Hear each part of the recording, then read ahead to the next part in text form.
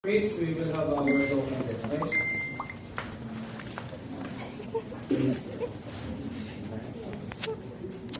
Ito po yung aking sineshare sa mga minimember po ng international churches natin.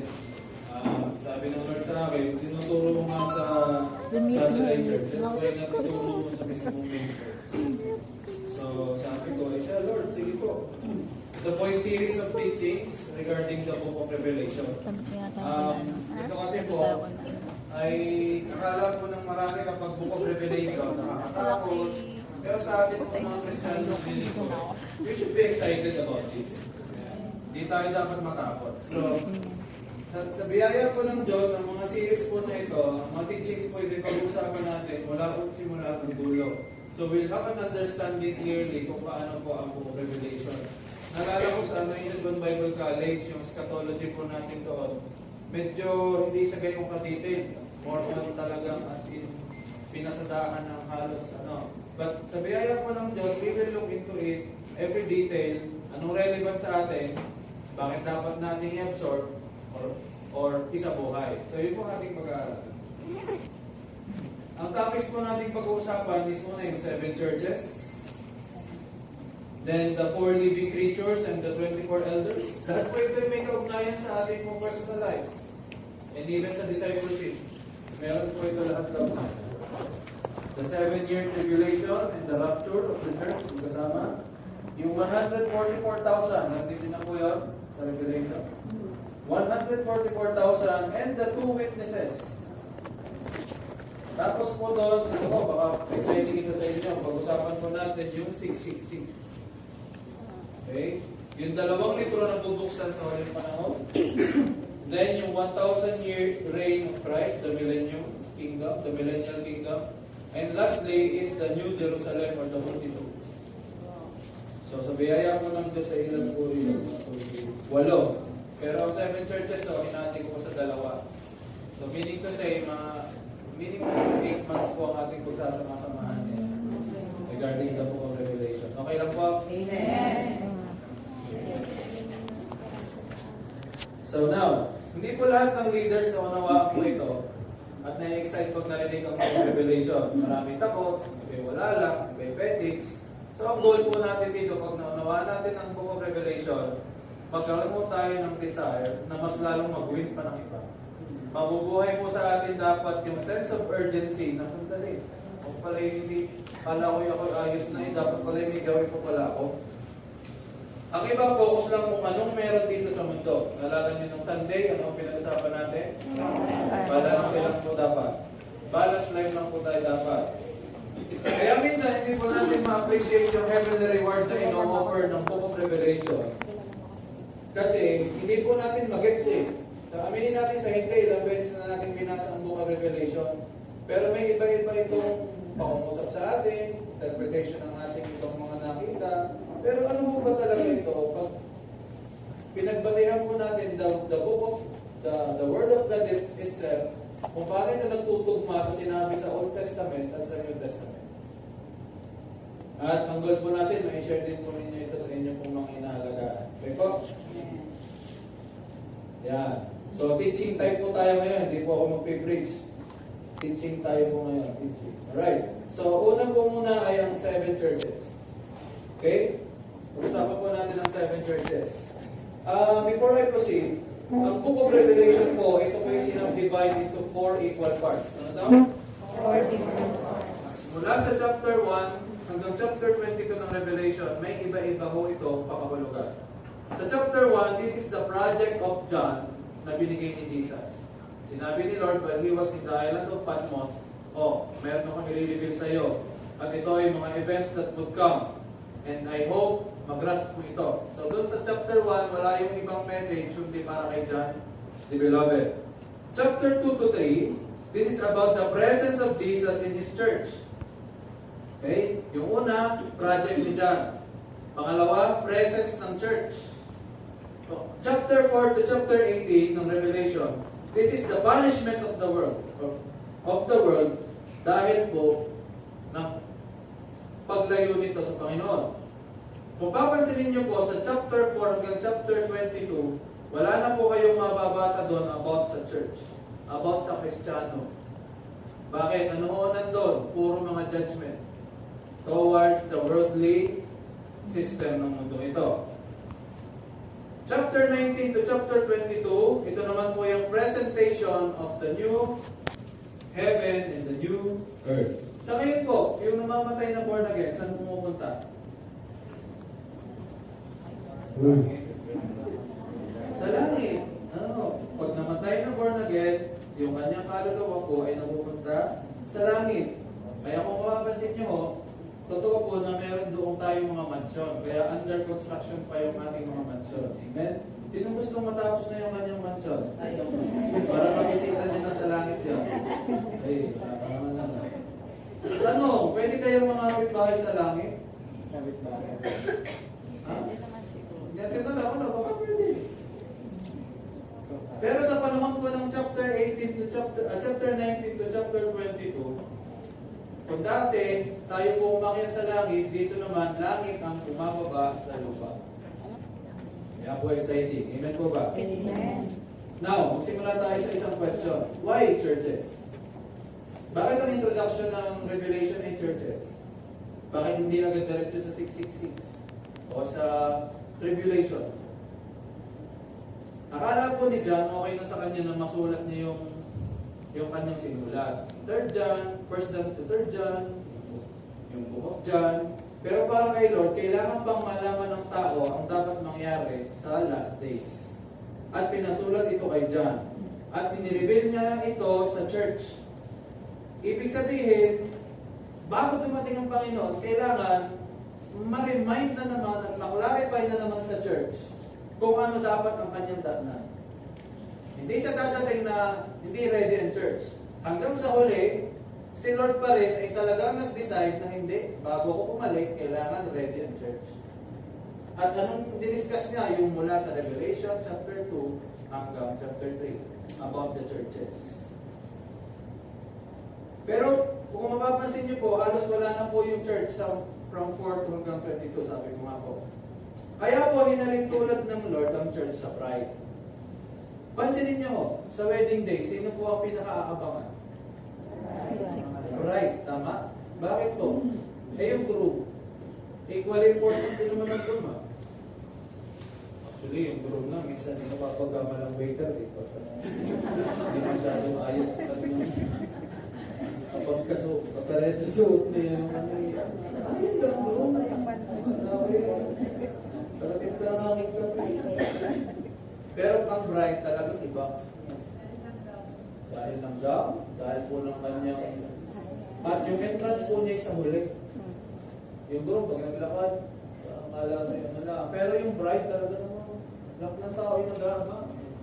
Yun na ibig sabihin, si Lord, alam na natin yung i-expect kay Lord eh. Okay na yun eh. Pero ang bride, hindi alam kung anong i-expect sa bride.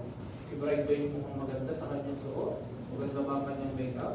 Kaya nagbigay ng standard si Lord kung ano dapat ang makita niya sa bride pagdating niya. At yan po ang nasa 7 churches. Meaning to say, ang 7 churches, ito ho, yung image ng bride na ine-expect niya na makikita niya sa huling panahon. At ito po yung magiging reflection mo at reflection ko. The 7 churches is a reflection of a whole, of a life of a Christian sa huling panahon. Kaya ho ito may relasyon sa atin ng 7 churches.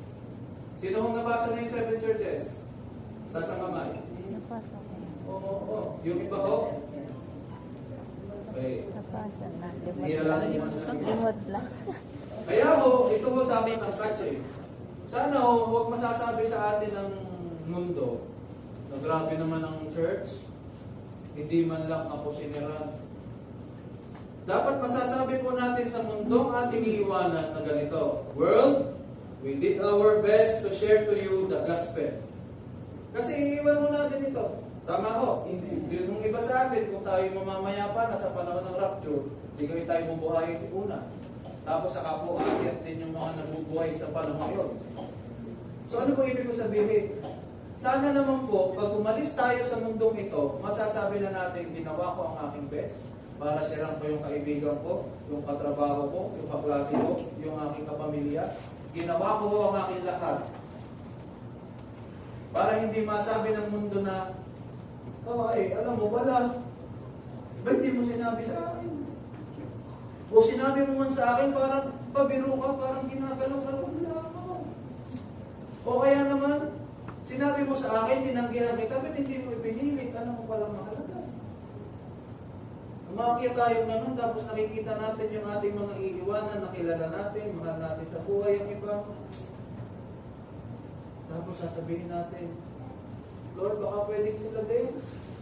Sabi ng Panginoon kaya nga kayo ang una kong inaralan ito para aralan nyo rin ito. Ito ho ang ating pakakatandaan. Maganda ilista mo ito, brother. If the church is not discipling the world will disciple the church. Ulit. If the church will not disciple the world will disciple the church. Ang labanan ko kasi dyan, influensyahan. Kung sino mas may influensya, siya maganda eh. Now, is our influence enough?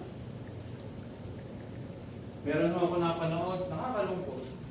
Alam nyo, siya po ay isang pastor, claiming na pastor. Tapos, hindi ako nang-discriminate kasi mahal natin ang LGBT. Pero siya ay pastor at siya ay LGBT. Tapos ang kapal na lipstick niya, basta may ayos ang mukha niya, tapos siya ay yung may pride, yung symbol ng rainbow na aalim ang kulay. And then he is preaching love. At siya may kinakasal na dalawang lalaki. Tapos isa itong talagang legal o anong kasalan. Formal na kasal, pinilinog ko ito. Sinasabi niya, legal. Magmamahal ng dalawa, huwag yung tigilan. Ang Diyos nga, minahal tayo kung sino tayo. Remember? Balance lang tayo. God is love, but God is also just. Hindi natin pwedeng iwan sa God is love lang. Alam niyo, nakakalungkot talaga ng mga Hayag nga, and they are claiming they are Christian. Ano bang pangalan ng church na yun? Parang LGBT Christian Church. Parang ganun. Eh di kasi ano lang, hindi naman po i-recognize yun ng government eh. Dahil in our constitution, wala akong ganun. Laging male and female. So pag hindi male and female, invalid ang kasal. Eh anong mangyayari doon? Hindi ito lang. Kikita yung pastor. And at the same time, may enjoy ng dalawa yung akala nila ay legal na pagsasama. So hindi natin pwede pong baliin yun. Eh ngayon, kung tayo pong mga Kristiyano, hindi natin alam kung paano i-evangelize ang mga kagaya nila. Hindi natin alam paano sila sasama sa church, makita nila na kailangan nilang magbago. Paano po? Hindi natin pwedeng sabihin na, siya, pagka mga gayon, huwag natin tanggapin. Huwag natin papasukin. Sa iba na lang sila. Sa ibang church. Hindi mo pwede. Tayo nga ho, like yung sinasabi, meron po tayo isang pastor na ngayon, pastora, na nag-umpisa siya, isang lesbian. Na-born again siya sa Musapa, 2018. Ngayon po, 2023 yata siya na-ordained bilang pastora. At ngayon, pag may dumadating na mga kagaya niya, siya nag-aaral din. Kaya yun po, pag may nadating sa atin ng mga gano'n, opportunity yun para sila mag-handle ng mga susunod na darating din. They understand what they're going through. Kaya huwag natin iiwasan. Sa halip, pag-aralan natin kung paano masasama, hindi yung, ko na. Kapasad niyang hindi yan mga yan, No. At maaari, saliputin natin. Amen? Amen. Dahil kung hindi natin sila disciple, sila ang disciple sa church. 7 churches. Ano yung 7 churches? The Church of Ephesus, Smyrna, Pergamum, Thyatira, Sardis, Philadelphia, and Laodicea. Yan po ang ating 7 churches. And today, pag-usapan lang po natin ay ang unang 3. Medyo in detail po natin itong pag-uusapan. So, ang 7 churches na ito po ay literal na nag-e-exist. Noong panahon na sinusulat po ni John ang 7 churches. Kung sinabi sa kanya ni Lord, write a letter to the churches, to the church in Ephesus, blah blah blah. At ito po ay makikita natin sa Asia Minor. Alam po ba natin yung Asia Minor? Ito yung unang pinuntahan ni Pablo para magpakalat ng Kristyanismo. And do you know Asia Minor now? Sino ba yan? Turkey. Which is Turkey now is majority ay ano? Muslim. Pero noon, ang stronghold ng Christianity ay Turkey. Kaya itong 7 churches na ito, nasa Turkey lahat ito. At ang location po nila ay magkakatabi.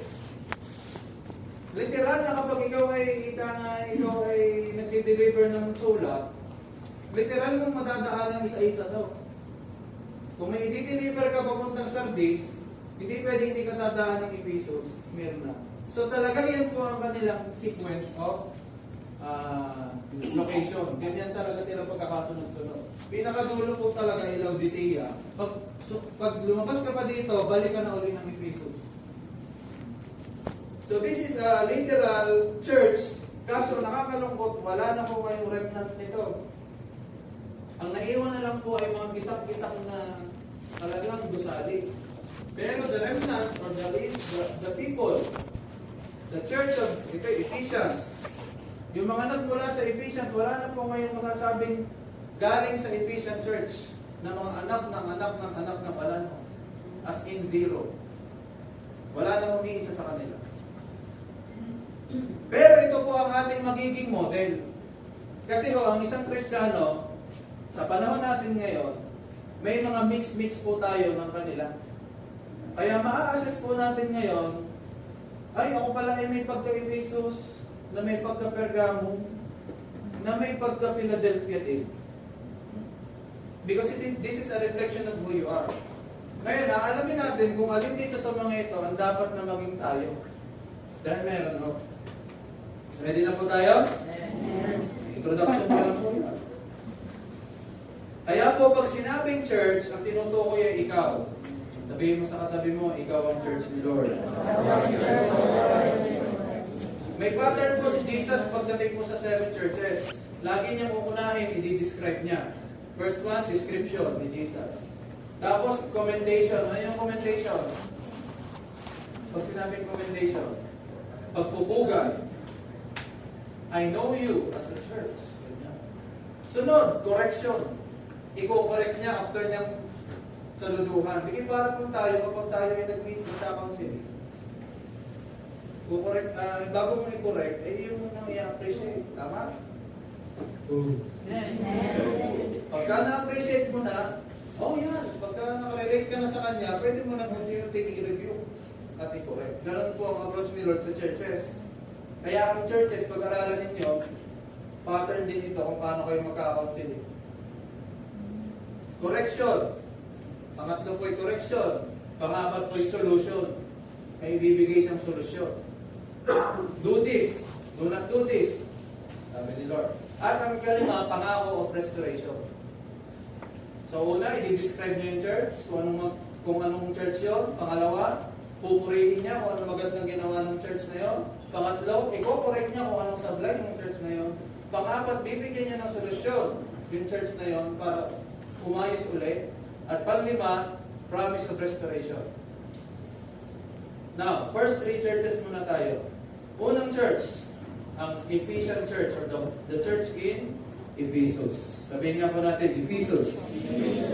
The word Ephesus means desirable. Pag sinabi pa lang Ephesus, ang ibig sabihin po ay desirable. Ano daw po ibig sabihin ng Ephesus? Desirable. At sa totoo lamang naman, literal naman talaga ang Ephesus ang pinaka-desirable sa lahat ng church. Ito ho ang pinaka-masarap tirhan actually yung Ephesus, ito po ay lugar. At tinayuan po ito ng church. Okay? Pero ang sinasabi ko kung desirable ay yung mismong lugar. The Ephesus, the place itself. Dahil ito pong Ephesus ang sentro ng travel at ng commerce during that time. So naririto po ang mga mahusay ng mga negosyante, naririto po ang mga transport industry ng buong Asia Minor during that time. So, basahin natin yung Revelation chapter 2, beginning verse 2, Revelation chapter 2, beginning verse 2 to 3. Ito ho, ang sabi ni Lord. I know all the things you do. I have seen your hard work and your patient endurance. I know you don't tolerate evil people. You have examined the claims of those who say they are apostles but are not. You have discovered they are liars. You have patiently suffered for me without quitting. Wala. Verse 4. But I have this complaint against you. You don't love me or each other as you did at first. Ano mo napansin natin dito? Pinuri mo na ni Lord. Balik mo doon. I know all the things you do. Kita nyo, napaka-ideal po ng Ephesian Church. Sobrang ideal sa panahon ngayon. Bakit? I have seen your hard work, masisipag. Patient endurance, matiisig. You don't tolerate evil people. Namumuhay sa kabanalan. At hindi nila hinahayaan na manatiling makasalanan ng isang tao. Talagang may restoration and reformation na nangyayari. You have examined the claims of those who say they are apostles but are not. Kaya nilang i-discern kung may maling apostle, false prophet na darating sa kanila. At natutuklasan nila at napapatunayan nila. Napakagaling. May kasunod pa. Verse 3. And they have patiently suffered for me without quitting. Ay, naging matiisin na yung matyaga pa eh. In the midst of suffering, hindi na ayaw eh. Parang katabi mo yun eh. Dinidiscret mo yung katabi mo. Amen? Amen. Eh, napaka-ideal po ng isang church of Ephesus. Kaya lang may complaint sila. Sobrang bigat din naman ng complaint. At ng rebuke. You don't love me or each other as you love, as you did. Hindi mo na ako kasing mahal. At yung iba, hindi mo na rin kasing mahal ng una. Sino dito yung feel niya parang hindi niya na kasing mahal si Lord? Mula nung una at ngayon. Nagkaroon po kasi ng problema ang Ephesus pagdating sa idolatry. Hindi nila na-discern yung idolatry spirit na nag-i-exist sa loob. Na-discern nila yung false prophet, na-discern nila yung false teaching, pero hindi nila namalaya na ang kanilang sarili pala ay may pride at idolatrous spirit. Kaya nakapasok ang spirit of idolatry sa loob ng church. Dahil literal na nagpatayo sila ng mga Diyos-Diyosan. Kilala niyo po ang goddess, Greek goddess of childbearing and what time? Si Artemis. Siya po ang primary god to. Pinakamalaki ang kanyang estatwa doon sa Ephesus. Pero no'y wala. Kaya sabi ni Lord, gentle pa nga nila, pero kung nanamnamin mo yan, nasakit ko. Hindi mo na ako kasing mahal. Wala naman ito. Alam niyo po yung isa pang malaking estatwa doon? Siya ang Greek goddess of victory. At minsan siya sinusuot natin. Kilala niyo kung sino? Si Nike. Pero hindi ko sinabi, may Nike kayo ay itapon niyo. Bigay mo sa akin na. Ay, ako'y aligal. Ako'y Under Armour. We are not over-spiritualizing everything here. So, walang ipaalam sa inyo na yung Nike pala ay pangalan ng Greek goddess of victory. Okay? Kaya sa check, maisali mo lang ang cost to do. Dito ay normal po ang pagsamba sa emperor. Dahil sobrang proud nila, ang dami kasi sa kanila rich and famous na tao. Sobrang proud. Kaya nasabi natin doon, this place is desirable for living. Kumbaga, ito yung Hollywood ng panahon yun. At normal sumamba sa emperor doon. Pag hindi ka sumamba sa emperor, maiiwan ka. May time pa nga po na pag hindi ka sumamba sa emperor, wala kang kagrupo. Solo ka.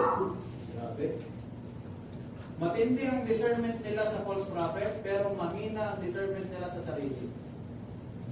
Meron mong kayong Kristyano, ang galing, kilalanin kung sino ang mali, at sagang sinasabi. Alam nyo, kayo na ito, ma-share ko lang. Tingnan ko yung YouTube. Hindi ka kayo nag-preach ako nung link kayo na-upload sa YouTube ng Ministry ng God. Meron mo doon nag-message. Sabi niya hindi po lahat pwedeng magturo. Meron po talagang mga destined lamang na magturo. Kaya ipag-pray niyo si Kuya ako daw dahil hindi po siya marunong magturo. Kaya please ipag-pray niyo. I need your prayer. Salamat na lang yung mga ganun na po. Kaya po kayo salamat sa buhay niya. Siya naman po ay sino mga po siya. Mabilis pa muna sa iba, pero walang pamumuna sa sarili kung kumusta na ba siya. Naglilingkod ka ng naigi kay Lord, kaso hindi na si Lord ang first love mo. Hindi naman dahil hindi mo na mahal si Lord, hindi yun eh. Hindi ang usapin kung mahal mo ang Diyos o hindi. Ang pinag-uusapan natin, siya pa ba ang pinakamahal mo? Lahat tayo mahal si Lord. Walang duda ho doon, kaya kayo narito is a sign of your love for God. Pero ang tanong, siya pa ba ang pinakamahal mo? Yan po ang mahiwagang tanong na kailangan natin sagutin. Naglilipot naman po ako, inuuna ko po lagi yung text ko. Ano pa po ba ang ulam? Siya na nga po inuuna ko sa lahat. Tanong, ba't siya naglilipot? Ano sagot? Para may blessing? Paano kung wala? Bakit ka nagtatides? Para hindi ka pagkulangin? Paano pag nagkulang? Bakit mo ginagawa ang ginagawa mo? That's the great question that we have to answer. Kapag ang sagot mo ay dahil para may blessing, para hindi pagkulangin, ibig sabihin, para kang Efesus, na wala na ang first love. Dapat ang sagot, confident mo masasabi, kaya ko po ginagawa ang ginagawa ko ngayon. Dahil mahal ko si Lord higit sa lahat. Dahil siya ang unang nagmahal sa akin. Ay ano kayo ang sagot ko? Ang sagot na yun ay napaka-makapangyarihan.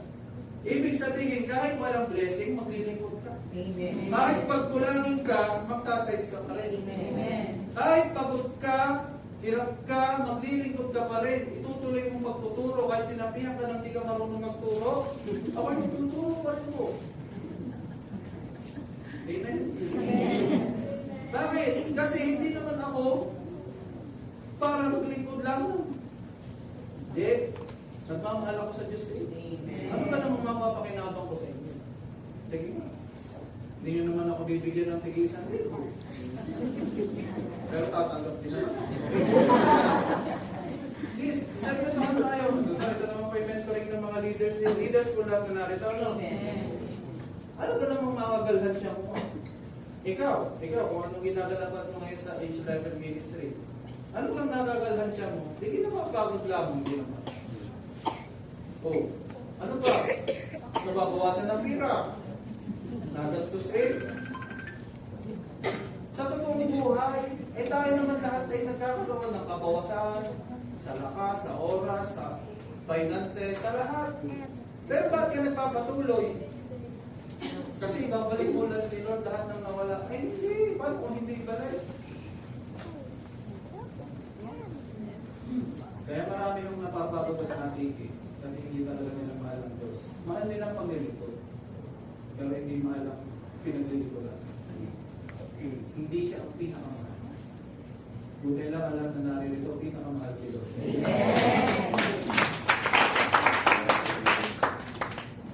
If Jesus thinks that we are worth dying for, namatay siya sa atin, if He thinks that we are worth dying for, doesn't He have the right to think that He is worth living for? Di ba may karapatan din siyang sabihin, namatay na nga ako para sa iyo kahit hindi ka worthy? Inaray kitang worthy. Pero ako ba? Am I not worthy to live for? Sabi ni Lord. Revelation chapter 2 verse 5. Alam niyo ang sabi ni Lord doon sa Ephesus? Naglilingkod yun, matiisin, masipag, lahat ng magaganda. Pero ang sabi ni Lord, look how far you have fallen. Anong laki ng ibinagsak mo? Sa ibang translation po, ang pagkabagsak mo ay parang pagbagsak ni Lucifer. Grabe naman po si Lord. Naglilingkod naman po yung mga yan. Ba't gano'n? Talikuran, bumalik ka sa dati at gawin mo ulit yung mga ginawa mo nung una. Nung una kang na-born again, gawin mo ulit. Dahil kung hindi ka magre-repent, pupuntahan kita at aalisin ko ang liwanag mo.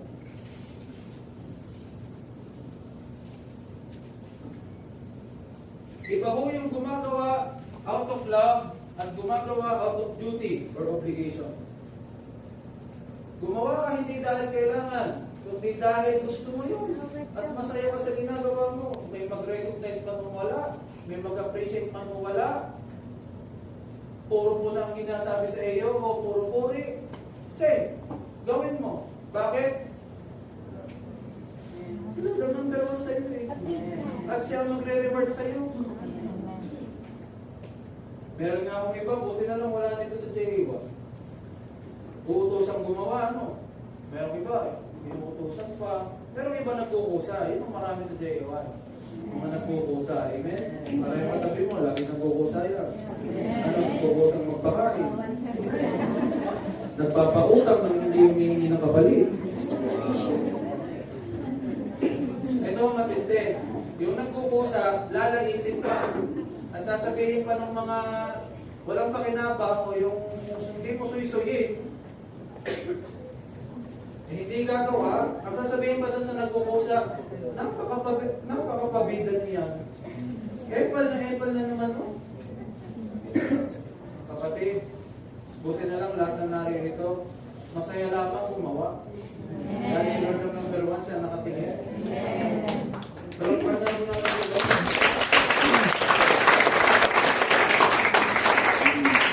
Kaya kung ikaw, kung tayo po, na sa panahon ngayon, puro tayo reklamo ang nakikita. Puro reklamo, puro mali.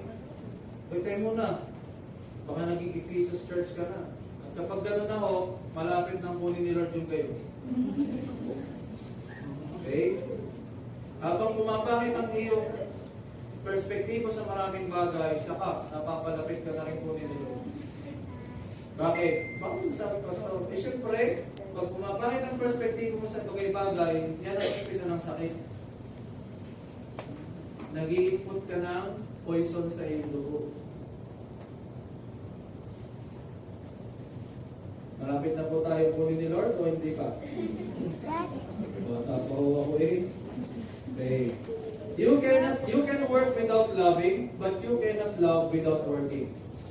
You can work without loving, but you cannot love without working. Gets po natin. Ngayon, paano kaya tayo haharap sa Panginoon? Sa panahong yun, pagharap na tayo sa Kanya. Ano kaya ang itsura natin? Ano? Masaya kaya tayo o malungkot?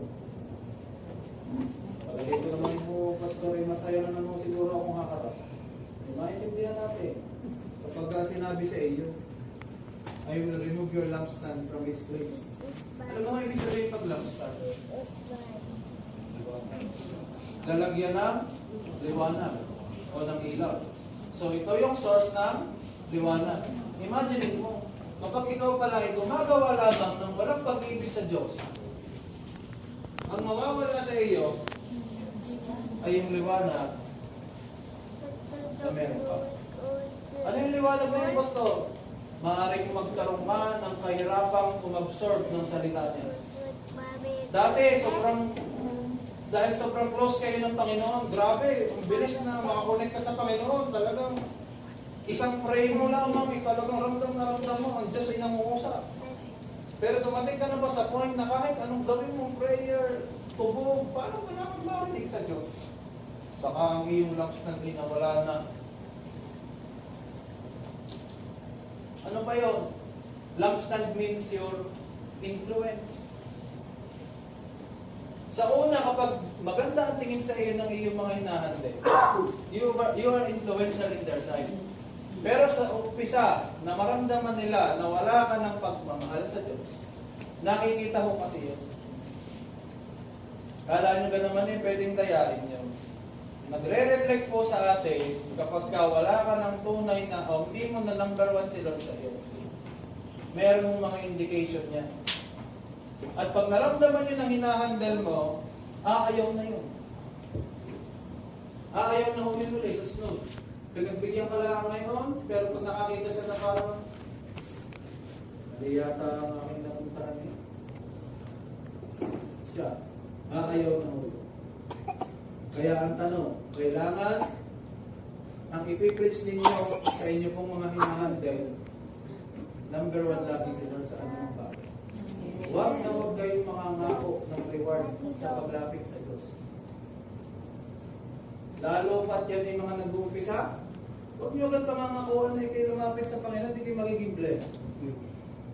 Ay, hindi mo ang hagip mo na yan na sa'yo magiging blessed, ay lahat ng kanyang hihingin sa Diyos, ibibigay. Ay, bago yun. Ang ipapangako nyo sa Kanya kapag sa inyong kinausap, yung dati mong sitwasyon, mababago pag lumapit ka sa Panginoon. Anong sitwasyon ko? Yung ikaw ay ganyan, ang pag-iisip mo ay negative. Pero never promise finances, blessing, at taong baguhan para malang-malang makakain sa Panginoon. No? Maling foundation po yun. Ang labas noon niya, aalisin sa iyo. Ibig sabihin, kaya yun ang sineshare mo, yun lang ang reveal sa iyo. Akala mo, paglapit sa Diyos, ay financial blessing lamang ang iyong aantayin. Kaya hindi equivalent na kayo naglilingkod sa Diyos and you are also expecting to be prosperous financially. Talaga ho? Eh, ba't ba ako lalapit sa Diyos? Hindi na nga yun. Kasi siya yung number one, ano man ang mangyari. Dahil ang reward mo naman hindi dito sa lupa. After pa dito, dagdag na lamang yung nararanasin natin ngayon sa pamala. Dagdag na lang yan, bunga na lang yan ang iyong pagiging number one si Lord. Pero yung hahabulin mo yung number 2, 3, nag-share ko lang ng Sunday. Hindi ko yun ang ina-expect ng Diyos sa atin. Amen. Kaya huwag na huwag niyong ipapangako sa mga taong biniwin ninyo na pag sila na born again, sila ay yayaman. Yun lang ang abangan niya. Hindi pa ko nayaman hindi sabihin hindi totoo yung sinasabi mo. Which is true, pag na-born again siya, siya yayaman. Kaso'y bago nga Iba ang hagip niya. Kala niya laging sa kakabit. Saka mo na iseryo kapag nababago ng puso niya. Kapag ang unang yumayaman sa kanya espiritu, saka mo na iseryo yung pagyamang Pinoy. Amen? Nagigets nyo na ba? Amen. Okay. Buti na lang wala po sa atin dito ang kagaya ng Church of Ephesus. Maganda sa simula. Kitang-kita on the outward, ang galing maglingkod. Pero, sa likod pala noon, wala na ang tunay na pag-ibig. At number one, hindi na pala number one si Lord sa kanila. Kaya mag-evaluate tayo. Bakit kung ginagawa mo yan? Anong motivation mo? What is your inspiration for doing what you are doing now? Pangalawang church. The Church of Smyrna. Sabihin nga po natin, Smyrna. Wala dito si Pastor Smyrna.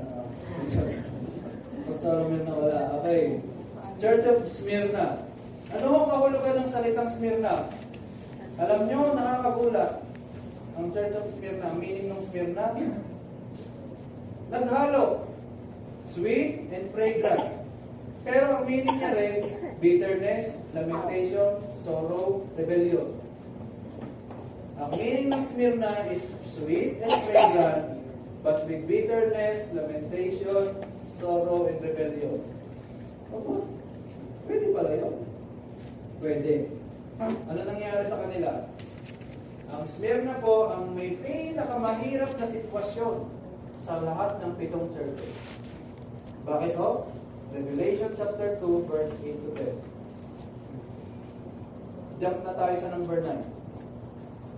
Verse 9. I know about your suffering and your poverty. Yan po ang identity ng Smyrna. Kung yung Ephesus ay rich and famous, ang Smyrna po ay suffering and poverty ang kanilang identity. But you are rich, sabi ni Lord. I know the blasphemy of those opposing you. Meron pang nang-o-oppose. Naghihirap na nga sila, nagsasuffer na nga sila. Meron pang mga nag-o-oppose sa kanila that they say they are Jews, but they are not. Mga Hudyo daw sila, pero hindi naman. Because their synagogue belongs to Satan. Ano man? May suffering ka na, may poverty ka pa, may nambablaspheme pa sa iyo, meron pa sa iyong meron pang synagogue na ang tinawag ni Lord ay synagogue that belongs to Satan. Oo. Verse 10. Don't be afraid of what you are about to suffer. The devil will throw some of you into prison to test you. Wala, sino man lang makulong. You will suffer for 10 days. But if you remain faithful even when facing death, I will give you the crown of life. Sila lang po ang pinakakuha ng Diyos ng crown of life. Bakit? Grabe naman mo ang suffering.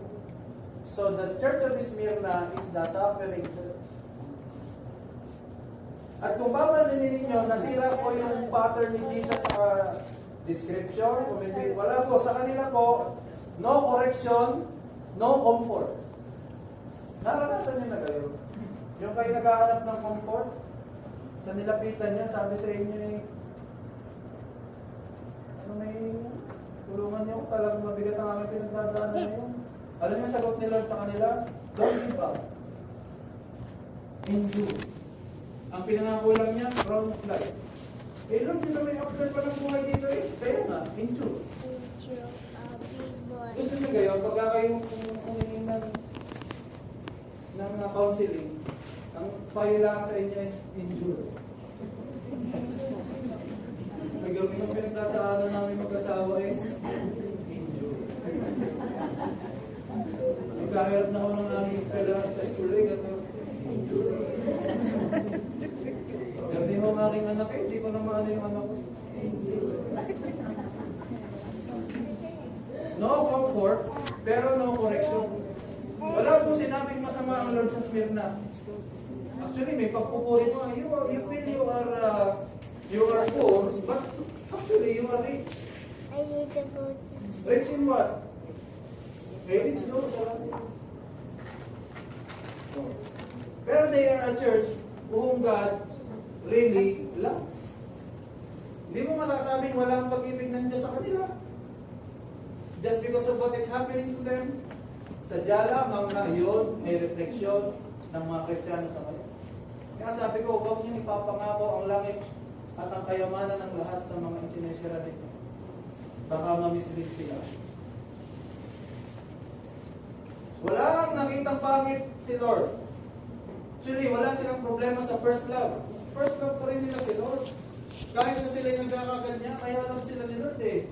Walang naging comment dyan na, but your first love is not me anymore. Walang gano'n. Kaya sabi lang, meron kayong dadaan ng matinding sabi. Sino gustong mapagaya sa church niya na? Sabi lang, just endure. Yung ibang churches ko may rebuke, pero may promise of restoration. Sa Smyrna wala. Basta after ng buhay ni sa lupa, pag nag-endure kayo ng hirap dito, may crown of life kayo pagdating sa langit.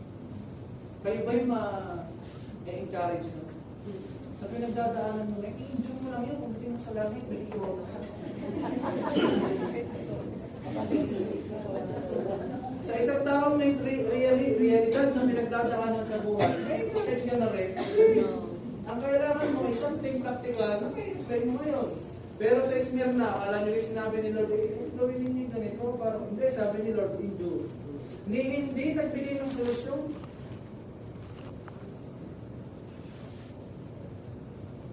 Sabi pa daw, makukulong for 10 days.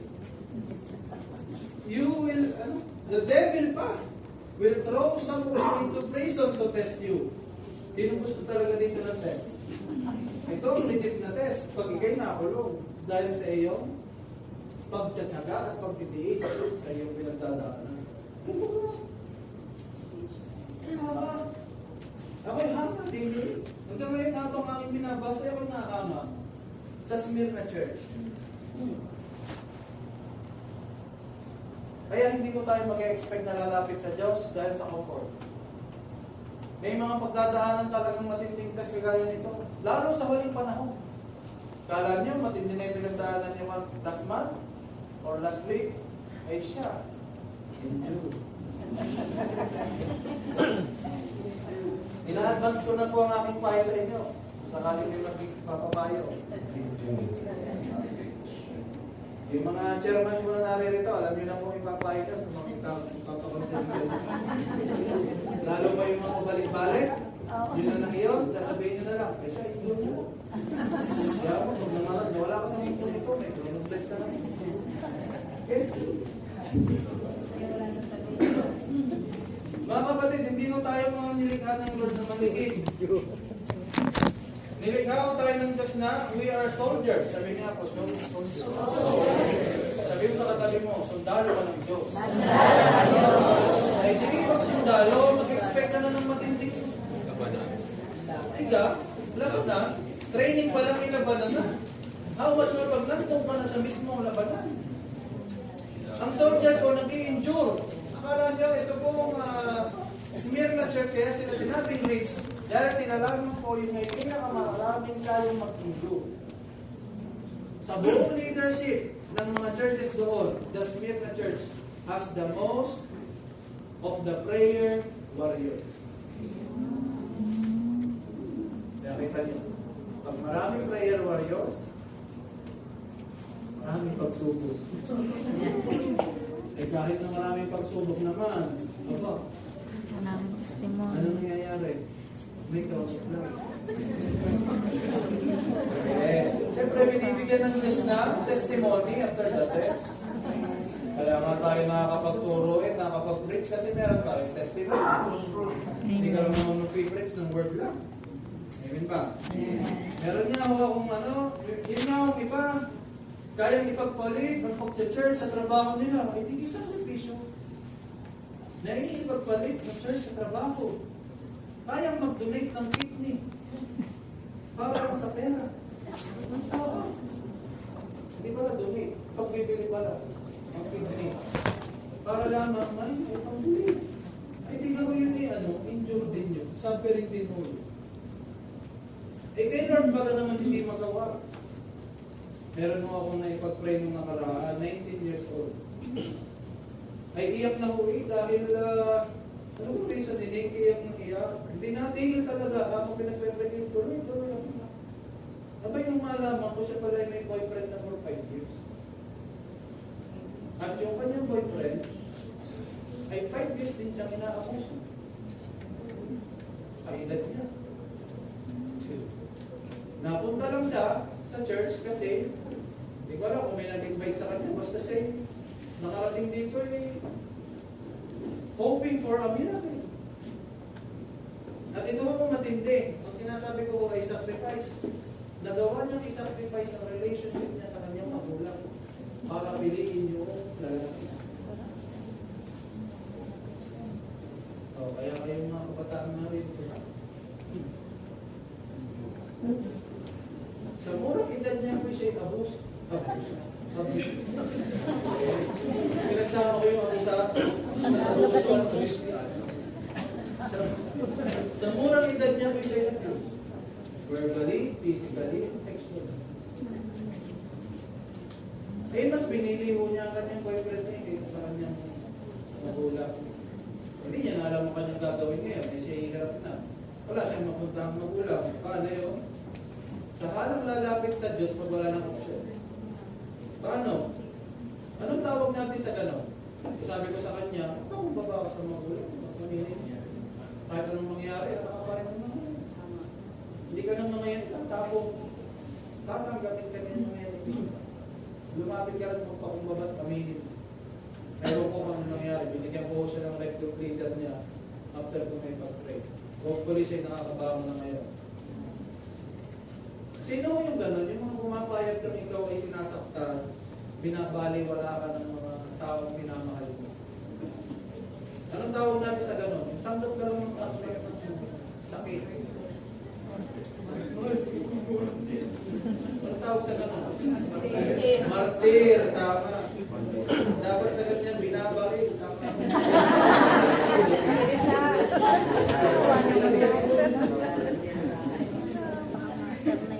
Ano ba ang puntos ko? Eh kung kaya nating magsakripisyo, magpakasakit ng gano'n sa walang kakwenta-kwentang mga bagay at tao, ay ito baga namang alam natin ang ating pinapiling ko concern sa atin ang hindi natin nabigyan ng sakripisyo.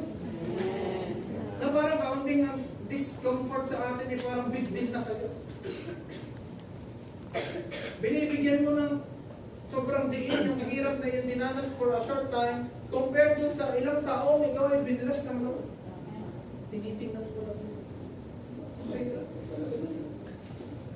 Buti na lang ako yung nagtuturo sa harapan ng Pogi. Yung Pogi, hindi na ako marunong magturo. Hindi pa Pogi. Ngayon nyo, pag nakita nyo po yung yung YouTube video ko po doon yung huli ko Checking Balance, tingnan nyo yung comment doon. I-like nyo. Para ma-validate siya, hindi naman siya okay. So kaya, please, sama niyo po sa prayer sa amin kung mga nagtuturo para kami kumalig at matuto para matuto ang salita ng Diyos. Nasa nag-ako? Yun ang mga katabi mo, kung martir yan. Okay na lang kung pala-martir kung kay Lord. Hindi, sinasabi ko, bakit nakitapon sa kulungan eh, okay lang sa kanila. Tama, pero pag martir ka sa pag-ibig sa tao, tigil na. Naligtao yung napuntahan mo. Huwag tayo kagaya doon sa kabataan ngayon na hindi nila ayaw mo magpakamartir sa gano'n, nagbebenta ka ng iyong kidney para lang ikibigay ka ng 300,000. Sis kami sa likod. How much more from kay Lord?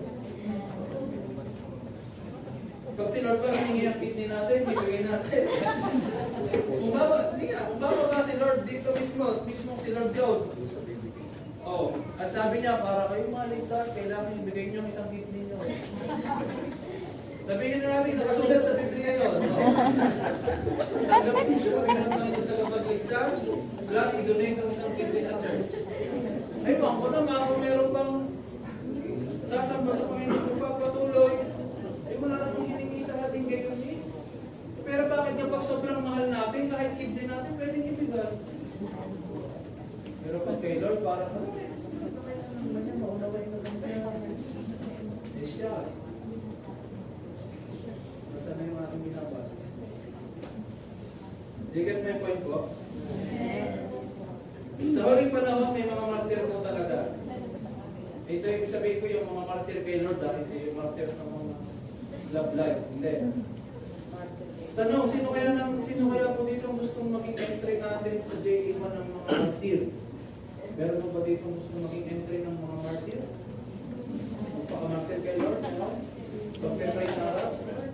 Okay, wala akong gustong umamin. Alam niyo, siguro lang ito, sa akin lang. Ang smear na siguro, sabi nila, hindi na lamang yung Ephesus ang martirin. Sila naman itong hindi na number one sila. Kami nga ito puro suffering and everything. Sa amin pa may mga martir. Sila pa itong hindi faithful sa first love. Bakit kung sino pa yung faithful, sila pa yung nasa matitinding test? Naitanong niyo na yun sa Lord? O rin kaibigan ko, wala naman natin napapatunayan pa. Ako yung dami ko nang napatunayan sa Panginoon bago ako lagi ang may test na matindi. Tanong niyo na ba sa Lord yun? Uy! Narelang ako sa Lord. Lahat ko ng mahirap gawin, binibigay sa magaling. Kaya kami nagkatiwalaan ng gano'ng katitinding mga test kasi nakikita ng Diyos na pwede kang pagkatiwalaan. At kaya mong makalabas. Sino po yun? Kaya kung iisipin mo, kaya kang binibigyan ng matinding test kasi ikaw ang magaling at kaya mo, Hindi ko magaling in your strength, ha? But nakikita ng Lord na, wow, ang anak kong ito, he has all the tools and the faith to overcome this trial. Amen po? Amen po ba? Hindi mo ibibigay sa mahina ang matinding test. Kaya nasa iyo yan eh. Tanong, kapag may mahirap gawin sa bahay, sinong tinatawag? Ay ano ka kung ang pinakamahirap gawin sa bahay?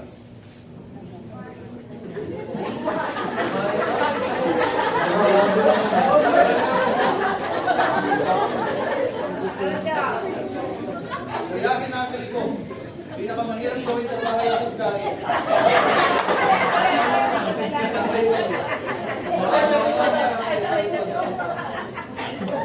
Sorry po, patawarin niyo. Sino ba kung di kayo mahihirapang gawin sa bahay ang pagkain?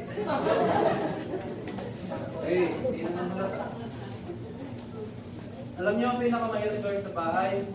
Yung pumatay ng lumilipad na ibis.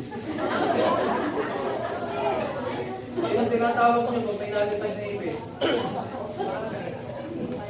Tingin din sa prayer eh, pagka naman may nalipad na ibis.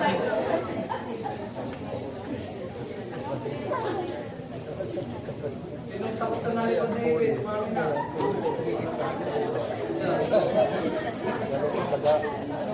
Tanong, sino dito ang dumadaan sa matinding pagsubok ngayon?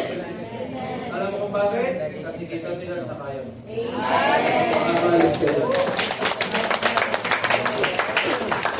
Ibig sabihin, pag sinabing kaya mo manatiling tapat hanggang bukas. Makakalabas ka dyan na nagpupuri sa Diyos.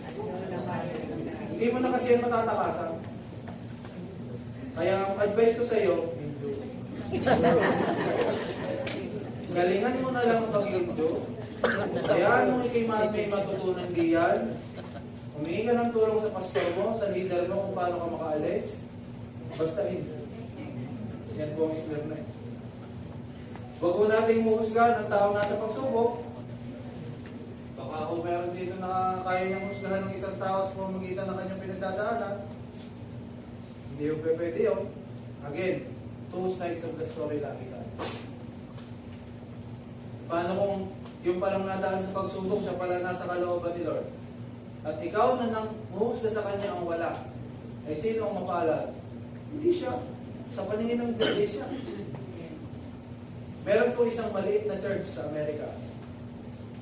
Well, may nagpunta ko sa kanila ng isang other brethren sa ibang church na tinitingnan ang kanilang church. Pagdating niya ako sa church, ay wala akong nakita kundi mga mananalangin na nakaluhod na ilang pisa na nagpe-pray. Kinabukasan, pumunta doon, gano'n na naman. Halos isang linggo, ang natadatan niya yung mga mananalangin na nagpe-pray, umiiyak lahat. Siya naman, sanay siya sa malaking church, sabi niya, kaya naman pala yung mga hindi nalago. Gabi-gabi nagpe-pray, walang nalabas. So parang ginudge niya agad, ano? Okay, kaya huwag niyo lang sabihin na porque nagpe-pray lang hindi nalagaw. Mayroong istorya sa likod. Amen ba? Amen. Eh, nung kanyang interview ng isa doon, bakit kayo lamang lagi gabi-gabi nagpe-pray dito? Nasa lang inyong pastor? Sabi ko nung na-interview, ang pastor ko namin ay nakakulong. Kaya naman pala kayo hindi nalagaw, pastor hindi nakakulong. Another judgment. Eh hindi ho. Kaya ako nakakulong aming pastor. Kasama ang lahat ng leaders namin. Dahil po kami napagbintangan at akusahan. Nagpe-preach po kami sa street. Nahuli ko ang aming pastor at mga leaders. Kinulong agad. Religious persecution. Kami yung nakatakas, lahat po ng leaders namin nandun. Kami ho, hindi ko kami leader sa malang-mulang namin manalangin. Kaya ho, gabi-gabi, wala ko kami ibang hinihingi sa Diyos kundi mag-pray, dumulog at humingi na, Lord, gawa kayo ng parang Panginoon, nananalangin kami. At after niya pong marinig yun, nahiya siya sa kanyang sarili. At sinabi niya, napakapalad ko pala. At ako'y hindi nakulong. Kaya yung mga hinangaan niya, yung dati niyang pinapersecute, dapat ang late-late niya, hindi kayo Mula noon, sabi niya, ako'y sasama na sa inyong mag-pray. Para kung may pag-pray natin ang inyong pastor at ang lahat ng leaders ninyo na makabalik.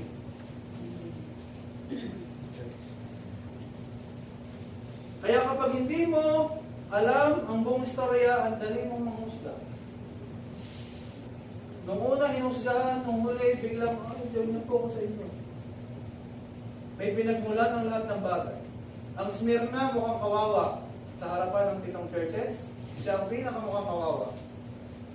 Pero sa harapan ni Lord, siya ang pinakamadali.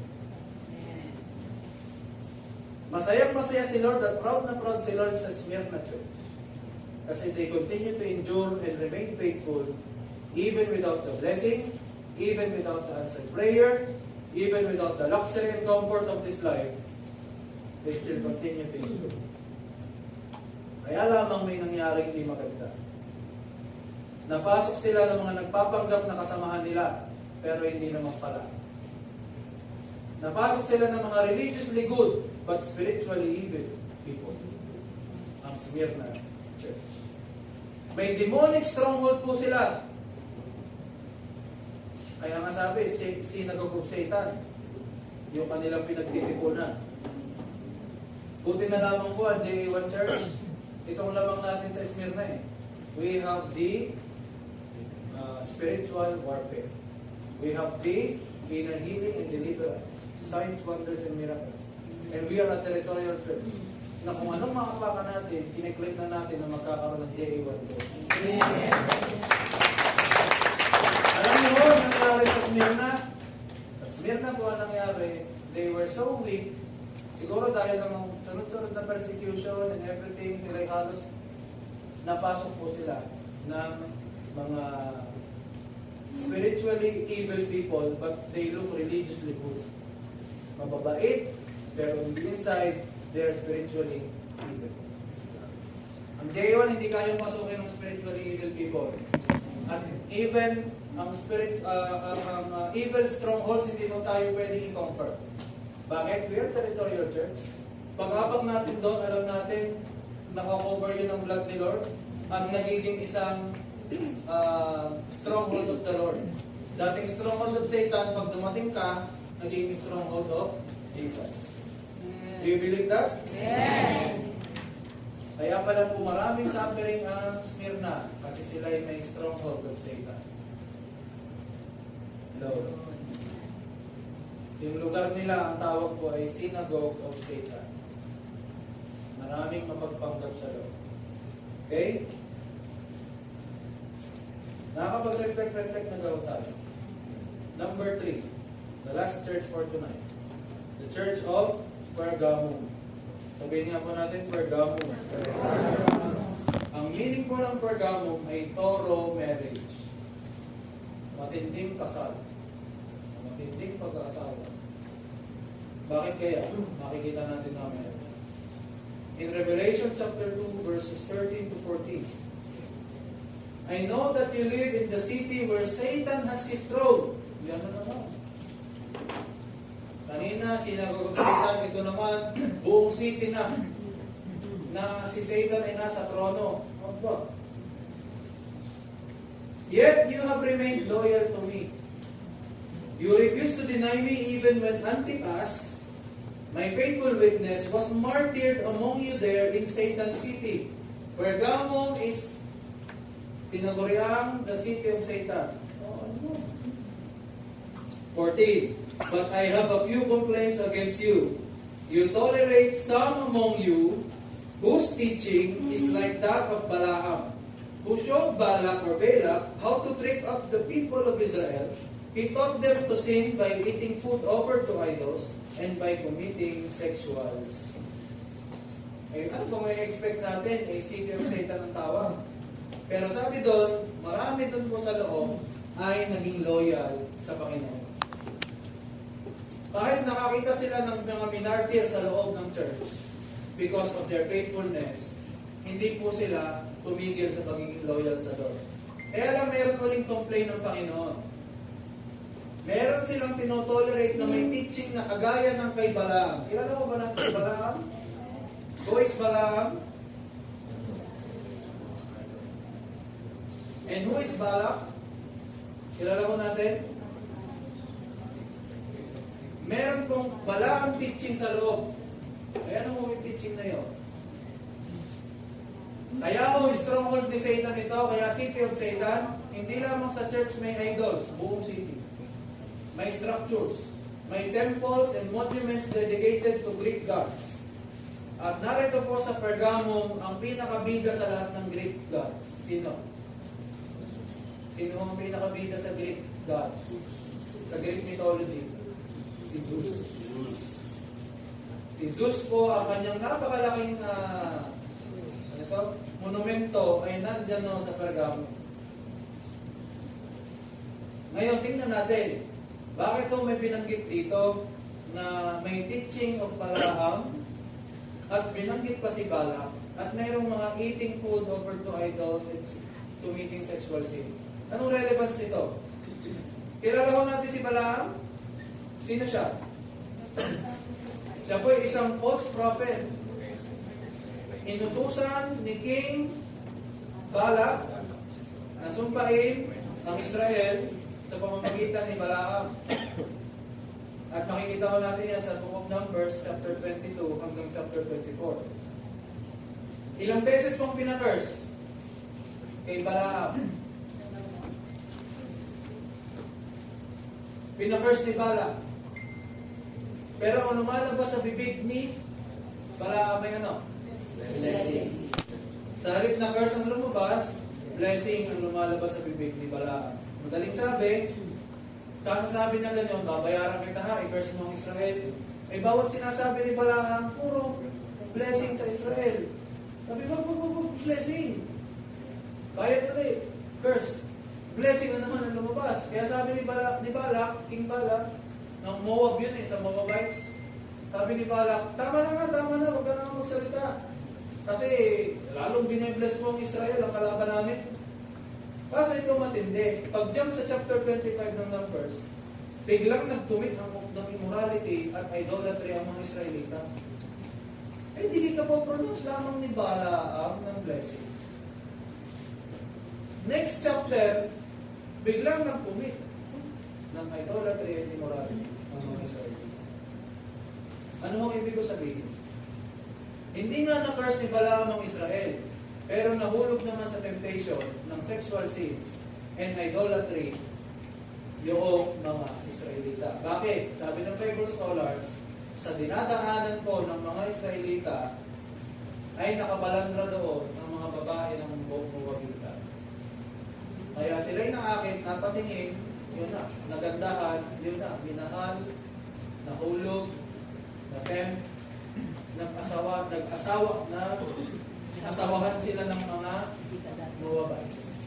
Kaya, nagdala ng Moabites ang mga Israelita na sumamba din sa kanilang Diyos-Diyosa at magkumit ng immorality. Bili na bili ng Lord, huwag kayo pamatok sa hindi nyo kalahi. Israel to Israel lamang, huwag yung iba ay hindi nagkagayon. Natukso. Ito po isang katotohanan. The enemy cannot curse whom God has blessed. Kahit anong sabihin pala sa atin ng kunyari may mag-curse sa atin, pero tayo covered ng blood ni Lord, hindi nakalap sa iyo yung curse. Mapapaltang pa nga yung blessing eh. Tama? Pero pwede bang makapasok ang curse? Sa sino ng Kristiyano naririto? Yes or no? Yes. Sino may sabing yes? Nasaan ka nga? Sino may sabing no?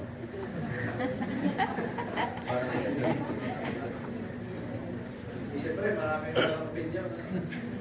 Marilay lang ako na sasabihin. Yes! Pwede tayong maapektuhan ng curse na yan. Gaya ng mga Moabites na yun nakawalandra doon, yung mga Israelita, hindi nila alam, si Balaam pala ay naroroon under verses cover.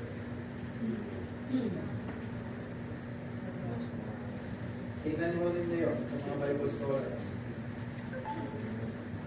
Ay ano mo ibig sabihin ninyo? Ay hindi ka pagbalat ka ng blood ni Jesus, hindi tatalap ang verse sa'yo.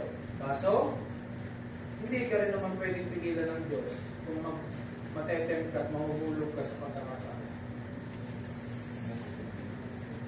Hindi pwedeng hindi pwedeng i-curse ni Lord. The enemy cannot curse whom God has blessed. But if the believer na binless ni Lord ay nagkasala, he is subject to the curse of the seed. Amen ba? Si Satan po, taga-tukso lang. Pero pag nagkasala ka na, hindi na si Satan yon. Ikaw na yun. Si Satan, taga-bukas lang ng pintuan ng kapahamakan. Nasa sayo kung papasok o hindi, pero hindi ka niya itutulak. Bubulong-bulungan ka lang ng pasok. Pero nasa iyo pa rin ang pag-akbang. Hindi nang bubuhatin ng iyong paa at ikaw ihahakbang sa kapahamakan. Hindi. Kaya kapag may nahuhulog sa pagkakasala, hindi pwedeng sisihin si Satanas. Ginagawa lang niya ang kanyang trabaho na mambuyo at manukso. Sino dapat sisihin sa kanyang pagkakasala? Ay di siya. Eh bakit to? Eh nag-decision siya eh. Hindi kaya pang himasukan ni Satanas ang decision mo. Ito pa. Meron ng mga ganitong style. Kaya daw siya nag-decision ng pangit dahil daw siya may karga. Ang karga daw ang nagtulak sa kanya para gawin mo. Tanong, ikaw ba'y Christian o hindi? Christian no. Ay di, ikaw ay nagdadahilan ka lang. Hindi ka mo, pwede rin naman na karga mo mag-cross para yung tao ay tumalon sa building. Kapag ikaw ay Kristiyano na, hindi ka na pwedeng i-possess. Pwede kang makargahan, pero hindi ka na pwede nito i-control sa galaw mo at sa pagtalon mo sa building. Hindi. Yung believer, pwede. Pero kung ikay Kristiyano na, hindi mo pwedeng idahilan, karagahan ng tulak sa iyo para hindi gumawa ng mali. Amen. Kaya minsan, kaya ako siguro ganyan niya kasi may karga yan. Kaya ginagawa niya yung pagkakasala kasi may karga. Oo nga, may karga yan, pero kung may sisi sa karga, hindi naman laging yan hindi naman laging yan alam, may pag napasok sa trabaho yung karga. Kaya pala siya magaling sa ganung talent ni karga niya. Na pag napalayas mo yung karga,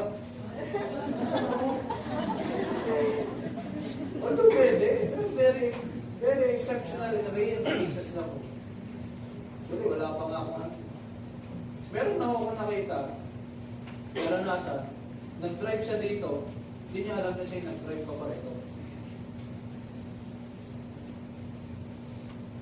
At yung pala, karga niya na pala yung nag-drive pa pareho. Pwede ko yun. Bay, nangyari sa kanya. Pagkatapos ng kanyang delivery, sabi niya, ba't kami narito? Sino ang kasama ko? Paano ako nakarating dito? Kanina ako nasa bahay lang. Ba't ako narito? Amen? Ulitin ko, kung buong isisisi sa ikaw ay may karga o yung alaga mo may karga kaya gano'n. Huwag mo sabihin si karga na nagdidikta ng lahat sa kanya. Okay. May decision lagi siya. At kapag mas malakas ang spirito niya, yung karga hindi makakatagalo. Pag minister mo yung mabilis mo, dahil sa katakarga. Pero wala pong karga na lumalayas ng kanya. Na dahil ikaw ay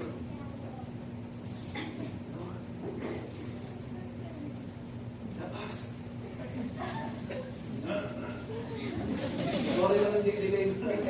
Ikaw rin yung may karga. Ikaw ang nag-aaray ng sa iyo. Hindi ko pa ako naranasan at nakakita ng gano'n. And I believe, out of order ko yun. Paano mo idindilang sa sarili mo? Amen. Pwede kang mag-approve. Pwede kang mag-vengeance. Pero yung ikaw mismo, dinideliver mo sa sarili mo.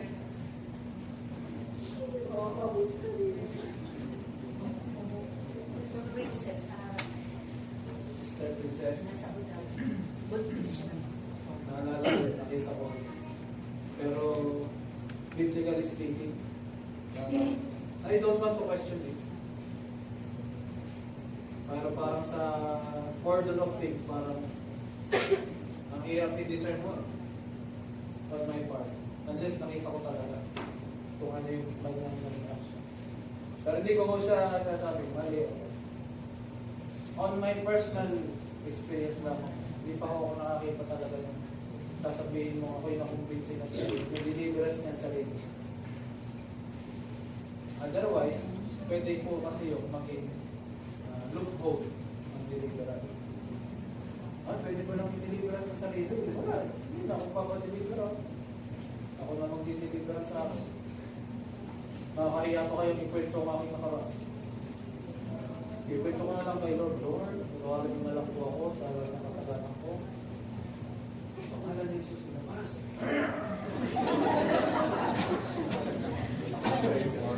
Hindi, kailangan mo. Hindi ko sinasabing mali yun. Kung kayo may ma-experience na gano'n, praise God. At kung sa tingin nyo naman din, parang very exceptional case. Natas. Okay? Pero hindi natin lilimitahan ang Diyos. Kaya malay nyo nga naman, kaya niya hindi no? Ha? Kaya niya gawin niya, pag-iwalay niya yung kalang kamay niya yung kaliwa yung mag-belt up. Marami lang isarami. Okay? Pero sa akin tarang, namin nakita at nasaksiyan in my years of practicing deliverance. Wala pa akong nakita ng self-deliverance. Unless, makita ko. Pero pwede nang mag-approve and mag-vengeance sa sarili. Pwede yun. Huwag mong lilimitahan ko. Okay? Pag may nag-react na sa'yo, meron nakakaranas, biglang nasusuka. Yung pwede. That is possible. May lumalabas sa'yo. As a clearance on yourself. Biblical naman yun. Pinatungan mo yung Mark chapter 16, verse 17 to 18. Kung may sakit ay gagaling. Kung siya ay nakakapagpalayas lang, ang spirito. Pati sarili mo, kaya lang, di ko lang alam kung paano yung mag-uusap kayo. Sino mo? Okay. So, yan po yung question sa atin na pwede niyo pag-practice ako. At next time na rin natin yung pagkakatutuan din. Assignment niyo ho yan ha, i-deliver sa akin sa video. Hindi na natin kung may... Ibitin niyo ha, ibitin niyo yung pagkakatutuan. Sino ka? Sabihin ko nga. Okay. Nasaan na tayo? May Balaam kind of teaching. Balik po tayo.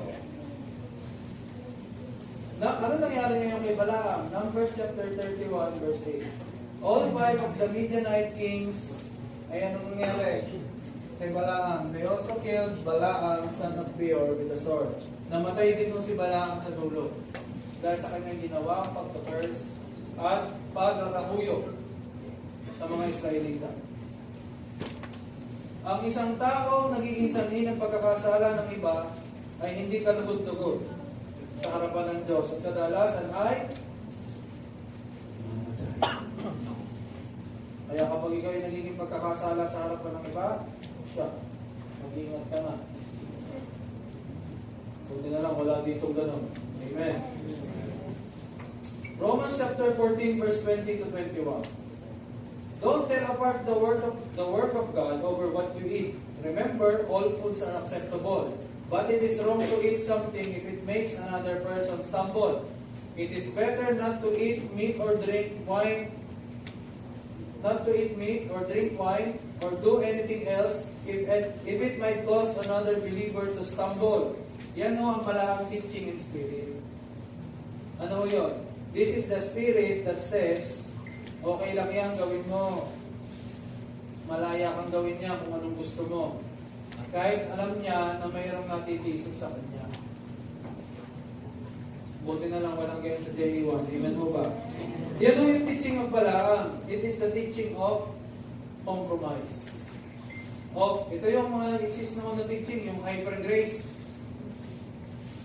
Teaching na kasala ka na magkasala, mabiyaya naman ng Diyos, okay lang yun. That is a Balaam kind of teaching. It is a spirit, a Balaam spirit is a compromising spirit. Kaya yun nga po yung pinaliwanag ko last Sunday. Kinukuha lang nila yung isang verse, i-apply sa kanilang sarili para sila magkasala ng magkasala, kasi mabiyaya daw ang Diyos. pero hindi nila tinutuloy sa verse chapter 6, 1 to 2 ng Romans. Imagine ninyo, kung dati ka nagbabasag ng bote sa labas, pinapasok ka sa isang malaking mansyon. Kasi ikaw ay nilinis na, nabago ka na, okay na yung kultura mo ngayon. Pinakain ka at binihisan. Tapos pagpasok mo sa loob, magbabasag ka ulit. Parang imposible naman po yun. Yan po yung Balaam spirit. At yan mo ang nakapasok sa Pergamos.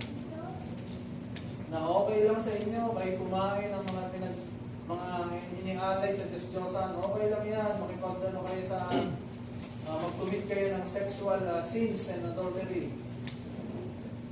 Mabiyaya naman ng Diyos. That is the Balaam spirit and the Balaam kind of teaching. Ang kalaban po ng Balaam teaching ay yung Balaam spirit ay yung Joseph spirit. Ano yung Joseph spirit? Si Joseph po pinagkatiwalaan siya ni Potiphar. Nanggaling siya doon sa pinagbili ng kanyang mga kapatid doon sa isang merchant. Tapos si merchant pinagbili naman kay Potiphar. At dahil sa kabutihan ni Potiphar, pinagtiwala niya kay Joseph ang kanyang kaharian, ang kanyang bahay, lahat ng meron siya pag-aari niya. Alam niyo ang reaksyon ni Joseph? Ang ibang tao, abusuhin ko na ito dahil binigay na sa akin niya, pinagkatiwala sa akin ito, ako nang bahala dito. Pero si Joseph, ang sabi niya, sa bait sa akin, yung Potiphar. Inaakusahan siya kasi gusto niyang gahasahin ng asawa, pinagbibintangan. Ang sabi ni Joseph, sa bait sa akin ni Potiphar, ay ako pa naman, sasaktan ko pa siya.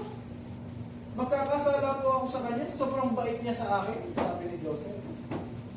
Paano ko magagawang magkasala sa inyo? Isabutin niyo po sa akin, sabi niya kay Potiphar. Yun po ang Joseph kind of spirit. Dahil sa kabutihan ng Diyos, wala siyang maging response kundi, sa bait po ni Lord sa akin, kung doon na may magpapatuloy pa sa pagkakasala. Namatay na nga yung dati kong pagkatao na ako'y magagalitin, lahat ng pangit namatay na. Sa kabutihan ng Diyos, inahon niya ako sa pangit na kalalagayan ko. Ang gagawin ko, magpatuloy uling magkasala. Yan po ang Balaam spirit.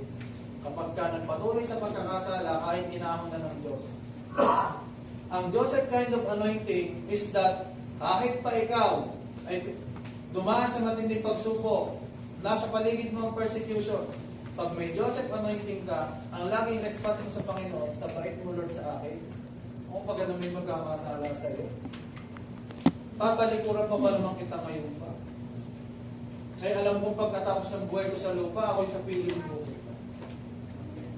Kaya ang panlaban ko sa Balaam teaching is the Joseph spirit. I declare, lahat ng naririto may Joseph spirit. Amen. Ang response natin sa goodness ni Lord is just plain, Lord, gratefulness and thankfulness. At dahil thankful ka kay Lord, naku, ayaw na ayaw mo sa iyong masasaktan at mahihirapan sa iyong gagawin. Habang tumataas po ang ating level ng paglilingkod, mas lumalaki din po. Hindi lamang po tumataas ang faith natin. Alam niyo ba? Kapag tumataas ang level of service natin kay Lord, ang tumataas din po ay ang tiwala ni Lord sa atin. Hindi lang tiwala mo kay Lord ang tumataas. Pati tiwala ni Lord, papunta sa atin, tumataas din. Amen? Kaya anong gagawin mo habang nag-i-increase ang pagtitiwala ng Diyos sa iyo? Na kaya mong pagtagumpayan ang pinagdadaanan mo? Na kaya mong magpatuloy kahit nahihirapan? Anong gagawin natin? Anong response natin? Lord, talaga naman salamat. Sa kabila po ng lahat, may answered prayer man ako. May blessing man ako. Magtutuloy-tuloy ako sa iyo. Ikaw kasi ang number one reason kung bakit ko ginagawa. Amen. Pwede mo palakpakan natin sila.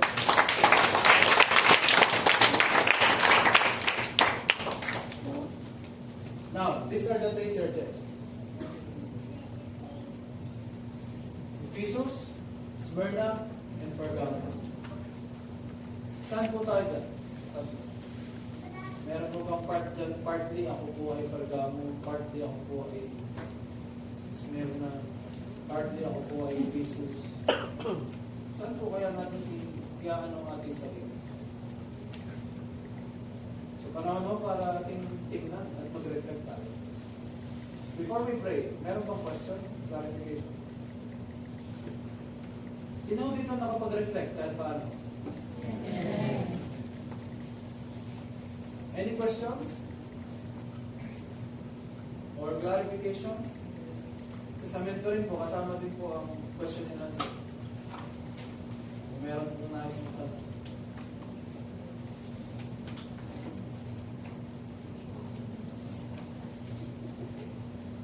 Base sa pinag-aralan natin, o kahit hindi, kung lang yung mga future natin pag-aaralan pa. Any personal question that you want to ask related sa iyong paglaro? Kung nakikita mo sa gawain o sa iyong age level group na you think ay merong gray area, let me know. Hypothetical man o hindi. Arithmetic man o hindi. Pwede.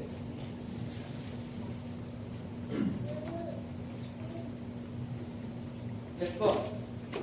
Sir Arnold. May na-witness ko tayo na sa kasama namin sa jobs na from trabaho.